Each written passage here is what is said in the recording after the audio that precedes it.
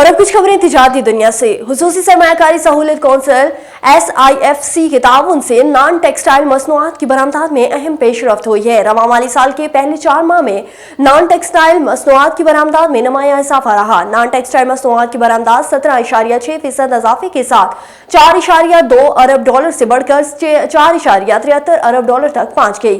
SIFC کی معاونت سے ویلیو ایڈڈ مصنوعات میں بہتری اضافے کی بنیادی وجہ قرار دی گئی۔ اور بجلی کی آسمان کو چھوتی قیمتوں کے سبب 2024 صارفین کے لیے مشکلات کا سال رہا۔ ماہانہ اور سہ ماہی فیول ایڈجسٹمنٹ لائن لاسز اور کیپیسٹی پے مینٹیننس کی مد میں بجلی کے صارفین پر اربوں روپے کا بوجھ ڈالا گیا۔ ایک سال کے دوران ڈسکو صارفین کے لیے بجلی $39.25 فی یونٹ اور کے الیکٹرک صارفین کے لیے $26.11 فی یونٹ مہنگی ہوئی گئی۔ ڈسکو صارفین کے لیے سہ ماہی ایڈجسٹمنٹ کی مد میں 4 مرتبہ نرخ بڑھے۔ سہ ماہی ایڈجسٹمنٹ کی مد میں $6.57 کا اضافہ ہوا۔ کراچی کے صارفین کے لیے بجلی کی قیمتوں میں $26.11 اضافہ رہا۔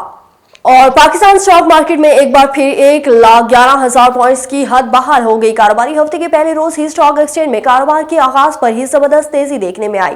ٹریڈنگ کے دوران پاکستان سٹاک مارکیٹ میں 2,000 سے زائد پوائنٹس کا اضافہ ہوا، جس کے ساتھ سٹاک ایکسچینج میں 100 انڈیکس 1,11,270 پوائنٹس کی حد کو چھو گیا۔